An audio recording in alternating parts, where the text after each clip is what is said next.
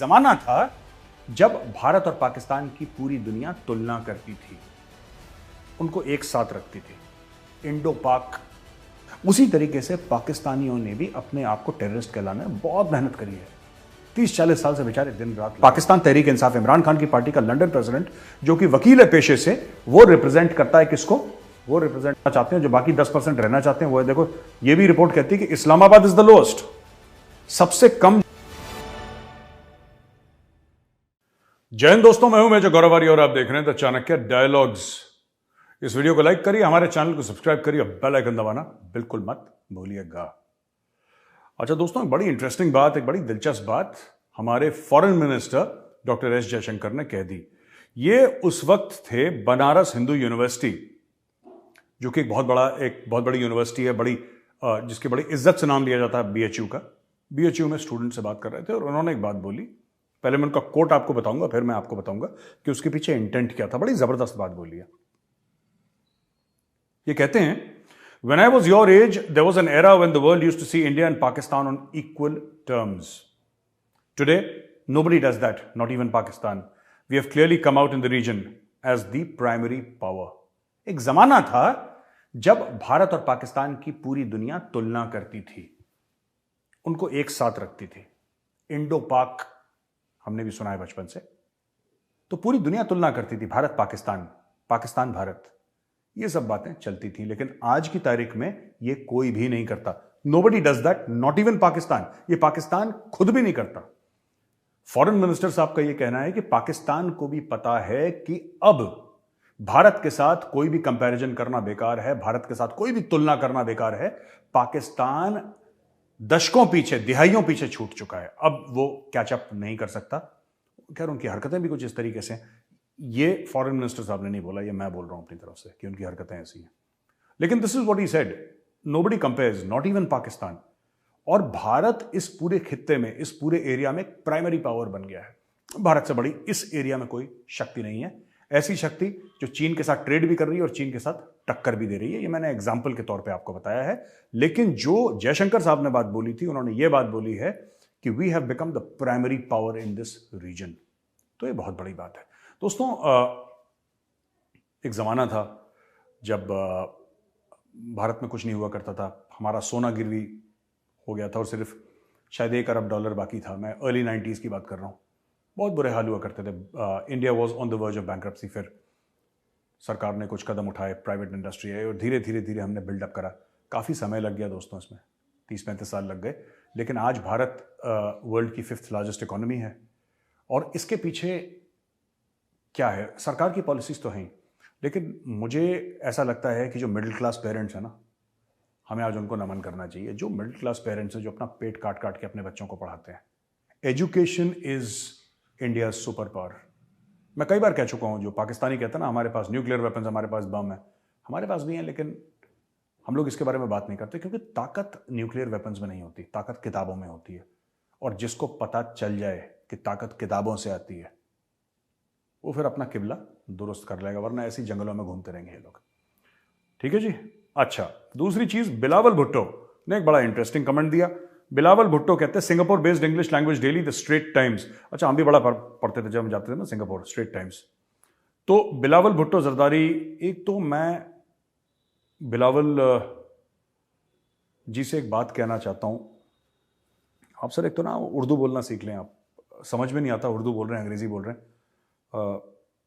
अगर आपका कोई लोकल एक्सेंट होता, अगर आपका सिंधी एक्सेंट होता, आपका बलोच एक्सेंट होता, आपका पंजाबी एक्सेंट होता है, आपका कोई और एक्सेंट होता, मैं समझ में आता कि वो मदर टंग इन्फ्लुएंस, जिसको MTI बोलते हैं ना कॉल सेंटर वाले, मदर टंग इन्फ्लुएंस है, वो माफ़ करा जा सकता है। कई लोग इंडिया में भी होता है, मदर टंग इन्फ्लुएंस होता है यार। लेकिन ये नहीं हो सकता कि आपका बिल्कुल इंग्लिश एक्सेंट हो, कि जैसे अभी अभी आप जहाज से उतर के आ रहे हैं और जीवन भर आपने इंग्लिस्तान में बिताया हो। मुझे ऐसा लगता है कि थोड़ा सा इससे गलत मैसेजिंग जाती है। खैर, वो पाकिस्तान का मसला, मेरा मसला नहीं है। तो इन्होंने एक बात कह दी कि he called upon the world to move away from a stereotypical image and look towards Pakistan as a promising emerging market. हा हा हा, 3 बार मैंने हा कर दिया। ये अच्छा, पहली चीज तो ये है कि स्टीरियोटिपिकल इमेज पाकिस्तान की क्या है। जो कह रहे हैं कि स्टीरियोटिपिकल एक खास इमेज है, खसूसी इमेज है, जब आप पाकिस्तान का कोई नाम लेता है तो आपके मन में क्या चीजें आती हैं? 4-5 देखिए, मैं आपको बताता हूं दुनिया भर में मुल्क किस तरीके से चलते हैं। जैसे कोई भी बोलेगा अमेरिका तो आप बोलेंगे super power. China, very rich country, बहुत पैसा है। इंडिया, यार यहां पे तो इंफॉर्मेशन टेक्नोलॉजी वाले बंदे होंगे जो कटिंग एज आईटी और दुनिया में सीईओज अपने भेजते हैं, राइट? अफ्रीका में आप सोचेंगे मिनरल वेल्थ है, वाइल्ड लाइफ है, एग्जॉटिक है, ऐसी ऐसी चीजें हैं। South America, football, music, of course negative connotations भी होते हैं वहां पे, ड्रग्स भी हैं और अफ्रीका में वायलेंस भी है, लेकिन जनरली व्हेन यू से south America the first thing that comes on your mind is world class football, ये सब चीजें। व्हेन यू से पाकिस्तान, जब आप पाकिस्तान बोलते हैं ना, आपके जिहादी, सुसाइड बॉम्बर, जिस मुल्क की भी रेपुटेशन होती है, जो स्टीरियोटाइप्स होते हैं, स्टीरियोटाइप्स एंड रेपुटेशन दो अलग चीजें हैं, लेकिन फिर भी जो स्टीरियोटाइप होते हैं ना, जो सुनते ही आपको ध्यान आता है कि यार, और लोग अज्यूम कर लेते हैं कि यार वो वहां का होगा तो ऐसे ही होगा। अब आप किसी ब्राजीलियन को देखेंगे, आप ये मान के चलेंगे कि उसको फुटबॉल आती है, चाहे बेचारे ने फुटबॉल को हाथ ना लगाया हो जीवन भर। कई लोग हैं विदेश में, जब मैं जाता था कहीं भी, वो देखा कि भूरी चमड़ी वाला इंडियन, अच्छा इंडियन, यस, आईटी, उनको लगता है कि इंडियन होगा तो ये कंप्यूटर के साथ ही खेलता रहता होगा पूरे दिन। और यहां पे मेजर साहब को ठीक से कंप्यूटर नहीं आता चलाना अपना। I can only manage Word, Excel and PowerPoint, उससे ज्यादा आई डोंट नो कोडिंग शोडिंग एनीथिंग है। बट लोग ऐसा अज्यूम करते हैं कि क्योंकि इंडियन आती होगी। तो पाकिस्तान के बारे में ये अज्यूम करते हैं, लश्कर तैयबा, जैश ए मोहम्मद, क्यों? जैसे हमने आईटी के लिए मेहनत करी है, अमेरिका ने सुपर पावर बनने के लिए मेहनत करी है, चाइना ने इकोनॉमिक पावर हाउस बनने के लिए मेहनत करी है, ब्राजीलियंस ने फुटबॉल और म्यूजिक के लिए मेहनत करी है, अफ्रीकन्स ने जो उनको नेचुरल रिसोर्सेज दिए हैं उसको मेंटेन करने में, उनके नेशनल पार्क्स में बहुत मेहनत करी है अफ्रीकन्स ने। उसी तरीके से पाकिस्तानियों ने भी अपने आप को टेररिस्ट कहलाने में बहुत मेहनत करी है। 30-40 साल से बेचारे दिन रात लगे हुए हैं। उनके हेड ऑफ स्टेट, उनकी फौज, उनके प्रेसिडेंट्स, उनका आम आदमी, सब तो लगे हैं इस कारोबार में। अब ये कह रहे हैं भूल जाओ। किस तरीके से भूल जाए भाई? Pakistan is a promising emerging market. ये बिलावल भुट्टो, यार इतना बड़ा चुटकुला तुमने सुना दिया, इतना बड़ा लतीफा तुमने जाके सुना दिया, वो भी फॉरेन कंट्री में। Pakistan is an emerging, promising emerging market. वो किस तरीके से भाई? पाकिस्तान बनाता क्या है, पाकिस्तान बेचता क्या है, पाकिस्तान खरीदता क्या है? जिहाद के अलावा, जिहाद फी सबीलिल्लाह, इसके अलावा पाकिस्तान करता क्या है? एक चीज बता दो, emerging market for what? For what? किस चीज के लिए? कढ़ाई बनाने के लिए, बिरयानी बनाने के लिए? सारे तो यही काम कर रहे हैं वहां पे। There is no work in Pakistan. आपकी जो बड़ी अच्छी मिल्स हुआ करती थी एक जमाने में, टेक्सटाइल की मिल, सारी बंद हो गई। कंपनियां आपको छोड़ छोड़ के जा रही हैं। तो मेरा कहने का मतलब है कि भाई where is the emerging market in Pakistan for what? तो ऐसे जब आप ना, फिर पाकिस्तान पे यूट्यूब में लोग बैठते हैं, फिर मवाजना करते हैं, कंपैरिजन करते हैं ना, कि भारत की फॉरेन पॉलिसी कहां जा रही है और हमारी फॉरेन पॉलिसी कहां जा रही है। हमारी ऊपर जा रही है, आपकी नीचे जा रही है। मैं आपको अभी बता दूं, आप क्वेश्चन मत पूछा करिए यूट्यूब में कि भारत की कहां जा रही है फॉरेन पॉलिसी और हमारी कहां जा रही है। हमारी ऊपर जा रही है, आपकी नीचे जा रही है, और नीचे पहुंच चुकी है आपकी, बाय द वे। जब आप ऐसे बच्चे को भेजेंगे, Bilawal Bhutto type, he is a child, या ही इज अ चाइल्ड, उसको अकल थोड़ा है बिलावल भुट्टो को। आपने एक एटमी मुल्क, 22 करोड़ की रियासत, इस्लामी रियासत पाकिस्तान का, उसको बोला कि आप फॉरेन मिनिस्टर बनेंगे, और फिर आप यूट्यूब पे और टेलीविजन पे बैठ के कंपैरिजन करते हैं डॉक्टर जयशंकर के साथ। थोड़ा लिहाज, थोड़ी सी शर्म, थोड़ा सा, सबको कहते रहते हैं आप लोग पाकिस्तान में, अरे खुदा का खौफ करो, खुदा का खौफ। आप ही कर लो खुदा का खौफ यार। You want to compare a child like Bilawal Bhutto to a global icon like doctor Jaishankar. ये कंपैरिजन होता किस तरीके से, मुझे तो आज तक नहीं समझ में आया। हमारी भी फॉरेन पॉलिसी एक दिन इंडिया जैसी तेज हो जाएगी, ये बट्टा बैठा देगा। मैं बता रहा हूं, ये बच्चा आपने जो पाल रखा है, this overgrown child called Bilawal Bhutto, इसके बस का कुछ नहीं है। ये जाके और आपको जलील करवाएगा। ऐसे नहीं कि आप कम जलील हो रहे हैं, अभी भी हो रहे हैं, ये ज्यादा जलील करवाएगा आपको, ठीक है? अब दोस्तों ये चीज है। तीसरा जो है हमारे पास, एक बड़ी इंटरेस्टिंग खबर है। पाकिस्तान तहरीक इंसाफ ने यूके ऑफिशियल, ये मैं बता रहा हूं आपको, ये बैरिस्टर वहीदुल रहमान मियां, ये थे वकील। ये जो डेली मेल का किस्सा हमने नहीं बताया था आपको कल परसों, जिसने माफी मांगी थी कि शहबाज शरीफ चोर नहीं है, हमने तो बोल दिया चोर है, पर ये चोर नहीं था डेली मेल, वो वाला, जो उसमें 2 लोगों पे केस चला था, एक शहबाज शरीफ के ऊपर और एक उसका दामाद है इमरान अली यूसुफ, शहबाज शरीफ का दामाद है, इमरान अली यूसुफ, उसके ऊपर केस चला था। अच्छा, इमरान अली यूसुफ का जो केस लड़ा था वो लड़ा था बैरिस्टर वहीदुर रहमान मियां, राइट। इन्होंने वो केस लड़ा था, अब ये केस हार गए। अच्छा, ये पाकिस्तान तहरीक इंसाफ के प्रेसिडेंट थे लंदन में जब इन्होंने यूसुफ साहब को रिप्रेजेंट करना शुरू करा। आप समझ लीजिए, पाकिस्तान तहरीक इंसाफ का लंदन प्रेसिडेंट, पाकिस्तान तहरीक इंसाफ इमरान खान की पार्टी का लंदन प्रेसिडेंट, जो कि वकील है पेशे से, वो रिप्रेजेंट करता है किसको? वो रिप्रेजेंट करता है यूसुफ को। यूसुफ कौन है? दामाद है शहबाज शरीफ का। और पीटीआई केस हार जाती है, जाहिर सी बात है, जब डेली मेल ने अपॉलॉजी कर ली। यही तो डेविड रोज, डैनियल रोज, पता नहीं क्या नाम था उसका, जो रोज है ना बंदा, डेविड रोज या जो भी उसका नाम है, माफ कीजिएगा मैं भूल रहा हूं, रोज का नाम रोज लेते थे लोग। रोज ने ये कह दिया जी, रोज ने ये कह दिया, रोज ने यह गल्ला कर दी, रोज ने ये this that every single day. और रोज ने माफी मांग ली, रोज ने माफी मांग ली, उसके डेली मेल ने, रोज ने तो क्या माफी मांगी, डेली मेल ने माफी मांग ली। और रोज चला गया एक जूइश क्रॉनिकल्स कल के एक दूसरे न्यूज़पेपर में, जहां तक मेरी खबर जाती है। तो पाकिस्तान में बड़ा कंफ्यूजन है। लोग कहते हैं साहब ये तो यहूदी एजेंट था, ये तो यहूदी है, आप यहूदी को कोट करते हैं। पाकिस्तान में ये भी तो बड़ा मामला है, सच और झूठ का कोई मामला नहीं है। ये हिंदू है, ये मुसलमान है, यहूदी है, ठीक है। That is how they function, they are very clear in their mind. उनको आपके हमारे जैसे कोई कंफ्यूजन नहीं है दिमाग में। अगर वो काफिर है तो फिर वो काफिर है, फिर वो वाजिबुल कत्ल है, उसको मार दो। वो सच बोले झूठ बोले, इनको कोई लेना देना नहीं है। तो ये मामला हो गया। PTI has sacked his own president in London, ठीक है। अच्छा, एक और जबरदस्त खबर, ये 2 दिन पहले की खबर है, लेकिन हमसे कल मिस हो गई थी, इसलिए हम आज आपको एक खबर दे रहे हैं।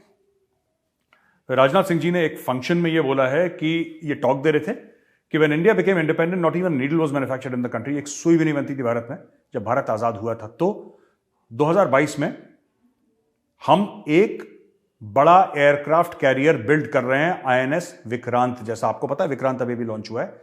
एक और एयरक्राफ्ट कैरियर की शुरुआत भारत ने कर दी है बनाना। लो, अब ये एयरक्राफ्ट कैरियर कैसा होगा, क्या होगा, इसकी डिटेल्स में तो राजनाथ सिंह साहब गए नहीं। राजनाथ सिंह जी ने इसके बारे में कुछ नहीं बोला। लेकिन जो मैं समझता हूं, जो मेरी कुछ बात हुई है फॉर्मर नेवी ऑफिसर्स से, ये कह रहे हैं कि जैसे ये अगर 45,000 टन का बना है डिस्प्लेसमेंट इसका, तो वो करीब 60 या 65,000 टन का इससे बड़ा एयरक्राफ्ट कैरियर इंडिया ने बनाना शुरू कर दिया है। तो ये नाम तो उसका कोई वी सीरीज का ही होगा, जैसे विक्रमादित्य, विराट, विक्रांत, ऐसे ही नाम होते हैं। तो वी सीरीज के ही अभी तक तो हमने यही देखा है, पता नहीं क्या the navy chief will decide what name to give. लेकिन fact of the matter is कि भारत ने एक और एयरक्राफ्ट कैरियर बनाना शुरू कर दिया है दोस्तों, ठीक है।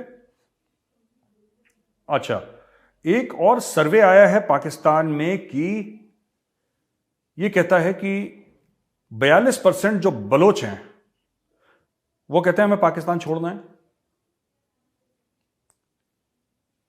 35% पंजाबी कहते हैं हमें पाकिस्तान छोड़ना है, सबसे लोएस्ट है। सबसे ज्यादा बलोचिस्तान में, उन्होंने कलेश भी वहां पे मैक्सिमम करा है ना।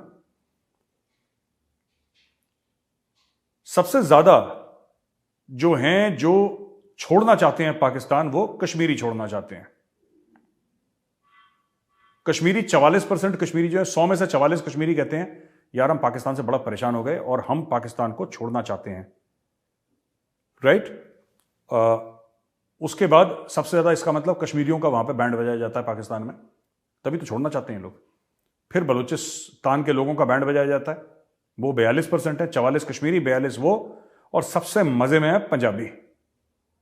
कनाडा जाना है इनको। ये 35% of Punjabis want to leave Pakistan. यार, I am very surprised that more Pakistanis don't want to leave Pakistan. मुझे ऐसा लगा कि 70-80% बोलेंगे जी, पर वो ठीक है, ख्वाब भी तो वही देखेगा ना यार जिसके पास पैसा होगा। ये तो देखो ना, अब वो बेचारा रेडी वाला है, वो जाना चाहता है, उसके पास पैसे नहीं जाने के, या कोई और गरीब आदमी है, कोई मिडिल क्लास आदमी, he does not have the money, वो बाहर जाएगा करेगा क्या, वो स्किल सेट नहीं है, परिवार का पेट कैसे पालेगा। तो मुझे लगता है कि 80-90% है पाकिस्तानी जो छोड़ना चाहते हैं। जो बाकी 10% रहना चाहते हैं वो है, देखो ये भी रिपोर्ट कहती है कि इस्लामाबाद इज द लोएस्ट। सबसे कम जो लोग छोड़ना चाहते हैं पाकिस्तान, इस्लामाबाद। मोटे मोटे सेठ बैठे हैं, फौजी जनरल बैठे हैं, वो क्यों छोड़ना चाहेंगे, उनको तो मजे आ रहे हैं वहां पे। और बाकी पूरा पाकिस्तान कह रहा है कि जी छोड़ो, वी आर लीविंग, हम लोग जा रहे हैं, बड़े परेशान हो गए मुल्क से। बड़े बड़े जर्नलिस्ट पाकिस्तान के, वो अपनी तैयारी करना उन्होंने शुरू कर दिया है, अपनी तैयारी करना शुरू कर दिया है कि जी लंदन में हम लंदन में चले जाएंगे, कनाडा चले जाएंगे, यूएस चले जाएंगे, कहीं चले जाएंगे, दुबई चले जाएंगे, यूएई में कहीं और चले जाएंगे, लेकिन पाकिस्तान में नहीं रहेंगे। देखिए दोस्तों, ये हर जगह होता है, ऐसी बात नहीं है कि सिर्फ पाकिस्तान में ही है। ये जो है ना कि हमें बाहर जाना है एक बेहतर अपॉर्चुनिटी के लिए, ये भारत में भी होता है। मेरे खुद के रिश्तेदार बाहर हैं, ये अमेरिका में भी होता है। काफी अमेरिकन्स हैं, वो कनाडा छोड़ के चले जाते हैं, वो सिंगापुर छोड़ के चले जाते हैं। तो आपको हर जगह हर किस्म के बंदे मिलेंगे ना, जिन्होंने सिटीजनशिप ले रखी है अपने अलग अलग देशों की, जहां पे उनको ठीक लगा वहां पे चले गए। वो दैट्स ट्रू। लेकिन पाकिस्तान में जो हुजूम लगा है ना, भागने का कारण होते हैं जाने के, जान बचा के भागो वाला चक्कर हो गया है कि किसी तरीके से जान बच जाए, हम पाकिस्तान से निकल जाएं। जहाज डूब रहा है, डूबने से पहले वी शुड लीव। तो ये सर्वे दोस्तों हम आपके सामने लेकर आए हैं। दोस्तों एक और खबर आई है जम्मू और कश्मीर से, पुलवामा में। ये देखिए मैं पढ़ के आपको बताता हूं। पुलवामा में एक टेररिस्ट था, आशिक नेंगरू। तो उसके न्यू कॉलोनी पुलवामा में उसका घर था। यहां पे बुलडोजर गया और बुलडोजर ने उसका घर तोड़ दिया। यूपी वाला स्वैग जो है ना, वो कश्मीर पहुंच गया। इसको बहुत पहले पहुंच जाना चाहिए था। आतंकवादी का घर ही तोड़ दिया। उन्होंने बोला कि तुमने गलत जमीन पे बनाया, सरकारी जमीन पे बनाया। बुलडोजर गए और ठोक दिया इसका। अब इसके पास घर नहीं। ये यही होना चाहिए। देर आए दुरुस्त आए। I congratulate the administration of JNK। आप कुछ मत करिए, आतंकवादियों को इनका घर तोड़िए सबसे पहले। ये जब वापस आए ना, ये एडवेंचर करने जाते हैं जो, इसके बाद इनको घर नहीं मिलना चाहिए वहां पे। Break everybody's house. जो भी टेररिस्ट है, डेजिग्नेटेड टेररिस्ट है, ठीक है, और इसको कंडेम कराए। देखिए कंडेम भी कर रहे हैं TRF, द रेसिस्टेंस फ्रंट। ये लश्कर तैयबा है, लेकिन अपने आप को TRF बोलती है। सेक्युलर नाम इन्होंने दे दिया। इसने बड़ा कंडेम करा है कि ये है वो है, ऐसा नहीं होना चाहिए था। अरे मारो गोली, बिल्कुल ठीक करा। और लेफ्टिनेंट गवर्नर JNK हैं मनोज सिन्हा साहब। मैं मनोज सिन्हा साहब को बहुत बहुत मुबारकबाद देता हूं सर। बिल्कुल ठीक आपने कदम उठाया और घर तोड़वाइए इनके। They deserve it. यही करिए। जो देश के खिलाफ हथियार उठाए ना, उसको जमीन मिलनी चाहिए ना आसमान मिलना चाहिए, और कब्र तो उसको बिल्कुल नहीं मिलनी चाहिए। He should not be allowed to breathe the same air that citizens of India breathe. दोस्तों यहाँ पे वीडियो खत्म होता है। मैं जल्दी से एक और वीडियो लेकर आऊंगा। इस वीडियो को लाइक करिए, हमारे चैनल को सब्सक्राइब करिए, बेल आइकन दबाना बिल्कुल मत भूलिएगा। जय हिंद।